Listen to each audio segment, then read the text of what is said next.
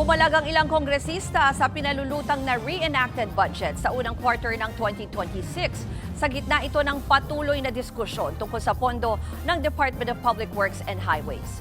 At live mula sa Kamara, nasa frontline ng balitang yan, si Marian Enriquez. Marian, ano bang sinabi dyan ng liderato ng Kamara? Ruth, kinontra nga ng ilang mga kongresista yung pahayag ng ilang senador na mas maigi ang reenacted budget sa unang quarter ng 2026 kung hindi nga mapaplansya itong deadlock sa DPWH budget.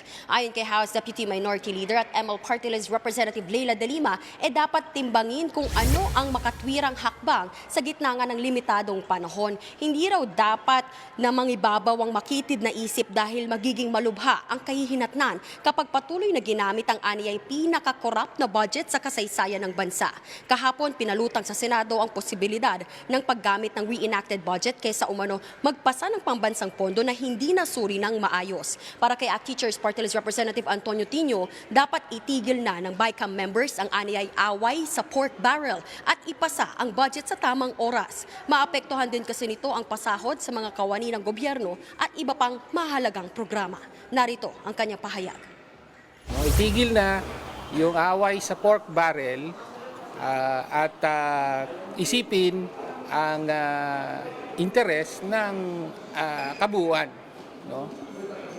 And again, hands off sa pondo para sa benepisyo at para sa regularization ng mga contractual government employees. Ruth, umaasa naman si House Assistant Majority Leader at Lanao del Sur Representative Zia Alonto Adyong na maipapasa ang budget sa lalong madaling panahon at matutuloy nga yung target na pagraratipika ng General Appropriations Bill sa December 22. Yan muna ang latest dito sa Kamara. Balik sa Ruth. Yan po ang Express Report ni Marian Enriquez. Mga kapatid, Ruth Cabalco, para sa mabilis na pasada ng mga balitang dapat niyong malaman, mag-follow at mag-subscribe sa social media pages ng News 5.